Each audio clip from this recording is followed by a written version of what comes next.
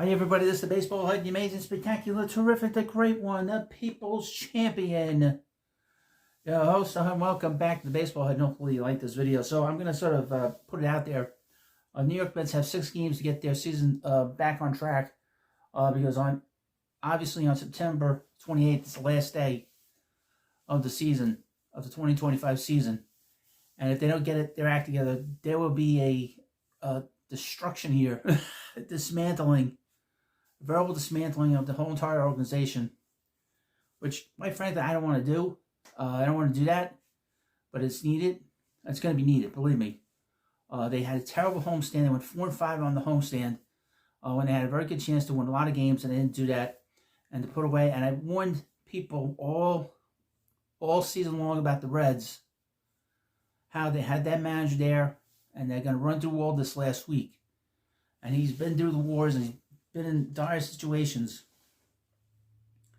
with the Red Sox and with the Indians. Your host is, I've lost my patience for this group now. And like I said, they have 6 games to turn it around, and you will see an explosion you've not seen here in about 2 years. I don't get mad too often about the Mets. It's not life, you know. But I was pissed off on Saturdays after Saturday's loss because I thought it was inexcusable that they had the game in the 9th inning and they didn't win the game. The game was there for them, and it didn't come through. This has sort of been a symptom of this particular group of players that they can't carry this through to the end. And at some point, there has to be accountability on these players, and they've gotten away with it for a very long time. And a lot of it has to do with the fact that they had all this sort of instability with the ownership situation, and ownership is they let them become fans of the people instead of worrying about the product on the field and making tough decisions about what's going on here. And we've seen this now, the same kind of result for the last few years, this sort of up and down nonsense.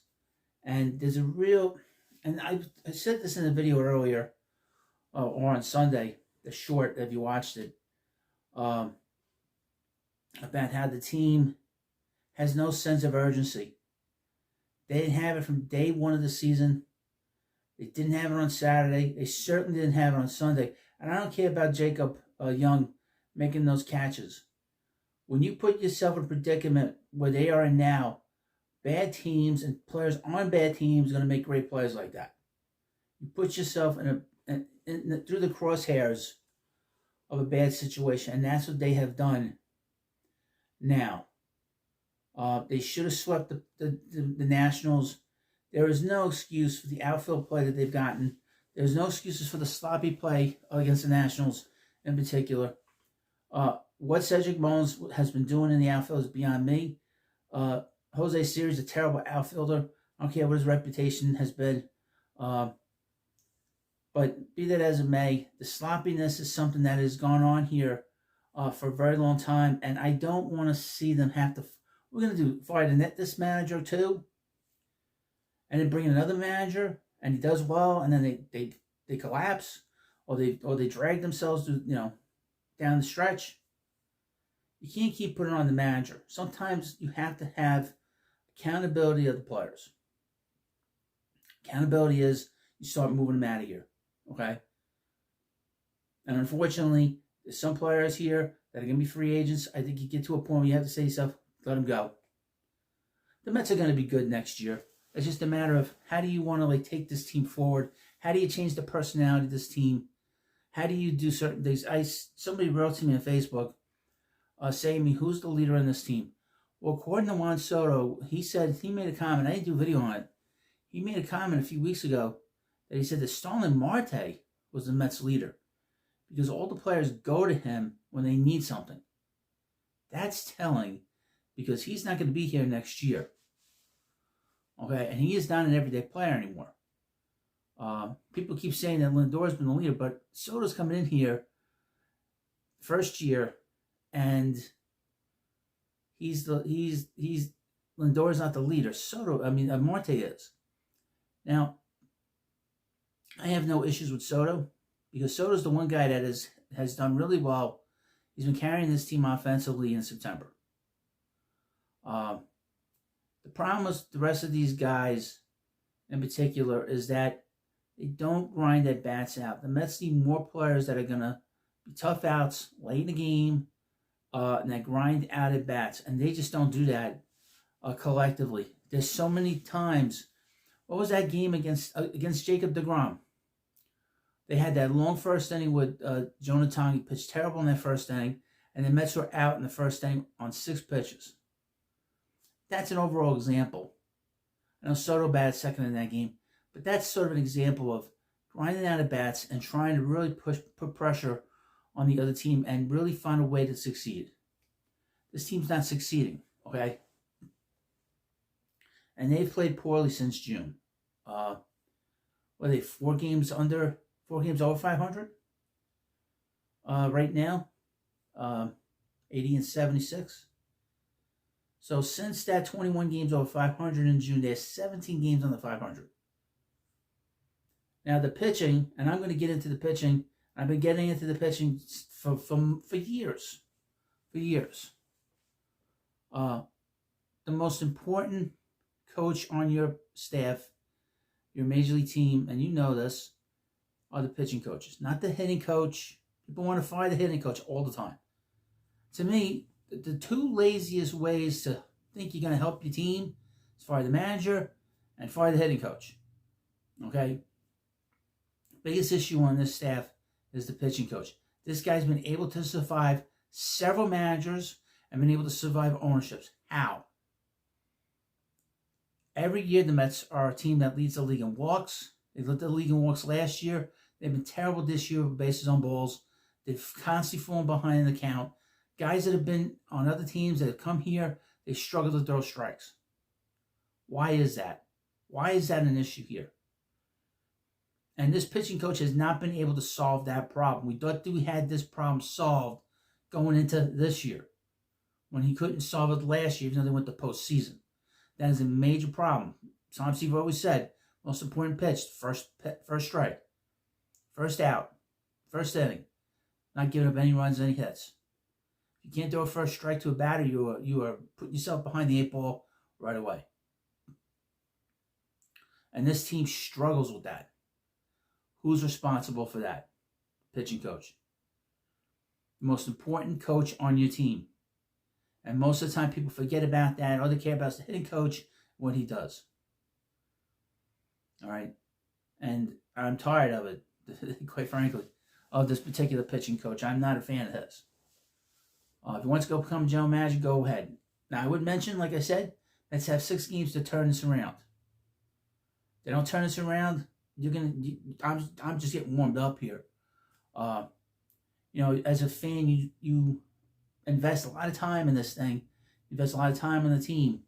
What you expect is you want a bats to be grinding out. You want to have a grinding out team. You want a team that's going to work the counts, not give up an at bat. Juan Soto never gives up an at bat, ever.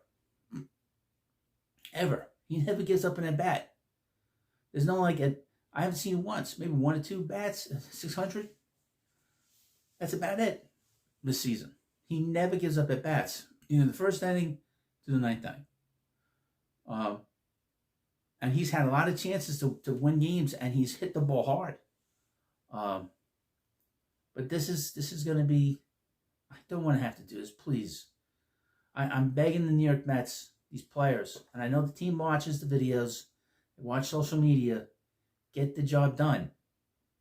Because I will rip them worse than anybody at WFAN, even more so than any of these other channels or any of these other YouTubers or any of these podcasters that have come up out of nowhere acting like they're big Met fans, okay? I don't care what I say. I don't want to be friends with anybody. I will rip into everybody. There'll be nothing left. I did that 2 years ago, and there was a ripple effect throughout the whole Mets organization. I know that. And even though I haven't done a lot of videos this summer, I'm watching. I'm always watching. Okay? You don't want me to go and rip into this team. Because when I rip into them, there's nothing left. And there's only been 2 other times in the history of this channel where I've ripped into players hard. The other time was 4 years ago when Lindor and Baez were doing the thumbs down and giving the finger to the fans. That was the first time I ripped into him in a live stream. It's probably my best live stream, to be honest with you. But I don't want to have to do that. I don't have to rip into them. I don't want to do that. Don't make me do that. Please don't make me do it. But I will do it. Like I said. Now, if you expect me to start, and I'm not one of these people that complains. I'll be very positive and very, call it like I see it. But I will rip into the team if I have to. And when I rip into them, it'll leave a mark. Trust me, it'll leave a mark. Big time. But I've been on the Mets for a while about moving some of these veteran players, and getting a different dynamic in that clubhouse. A little more sense of urgency. Like I said, the Mets are going to be good next year. There's no doubt. They'll spend the money. They have an excellent farm system. The Mets have it. It's just a matter these veteran players don't have it. They certainly don't have it as a group. And I'm tired of talking about them, to be honest with you. Okay? And they've been together for many, many years. They haven't won anything. And this organization and this front office has to wake up to it and realize that they have to start moving players out of here. Even if they got to eat some contract, they have to do that. Soto's not going anywhere. I'm not going to get into Lindor yet. I'm still thinking about whether I should rip into him soon. But when I do, it's, I have things popping in my brain that is not going to be nice to hear. And he's a nice guy. He's a nice kid, But like the old phrase goes, nice guys finish last. Or don't make the postseason. Well, you let me know what you think about this video. Of course, again, this is a warning to the Mets. If you don't get this done, the HUD is relentless. I'm relentless. I don't give in. And I'll hammer them all winter long. At the moves that I think they need to be made, and they don't do it. I will rip into Stearns like you've never seen. What's that line from The Sopranos? I will rain a shitstorm on them that they've never seen on them. Frank Fleming is a caricature. I am not a caricature, folks. All the joking around that I do here, and all the laughs I have here doing this channel, doing this stuff on YouTube. When it comes to winning, there's nothing second. There's nothing more important than winning a World Series. Nothing more important. And I will do what I need to do and say what I need to say. Well, thank you for watching this video. Of course, please follow me on Facebook.